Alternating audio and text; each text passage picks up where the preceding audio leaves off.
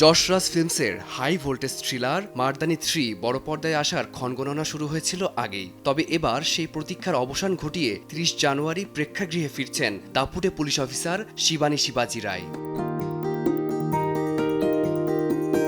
দীর্ঘ এক দশকের পথ চলায় এই ফ্র্যাঞ্চাইজিটি নারীকেন্দ্রিক অ্যাকশন ঘরানায় অনন্য এক মানদণ্ড তৈরি করেছে। নিখোঁজ মেয়েদের উদ্ধারে এক রুদ্ধশ্বাস লড়াইয়ের গল্পে এবারও কেন্দ্রীয় চরিত্রে থাকছেন রানী মুখার্জি, যার দুর্ধর্ষ উপস্থিতি এই পুলিশি ড্রামাকে দিয়েছে ভিন্ন মাত্রা।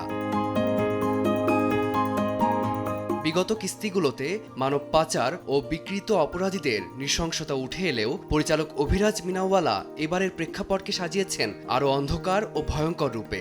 আদিত্য চোপড়া প্রযোজিত এই সিনেমাতে ন্যায়ের লড়াই যেমন থাকছে, তেমনই থাকছে ভালো মন্দের চরম সংঘাতের এক বাস্তব চিত্র। রানী মুখার্জির বিয়ের পর রাজকীয় প্রত্যাবর্তন ঘটেছিল এই ফ্র্যাঞ্চাইজির প্রথম কিস্তির মাধ্যমেই, যা সময়ের সাথে ভারতের অন্যতম জনপ্রিয় পুলিশ ফ্র্যাঞ্চাইজিতে পরিণত হয়।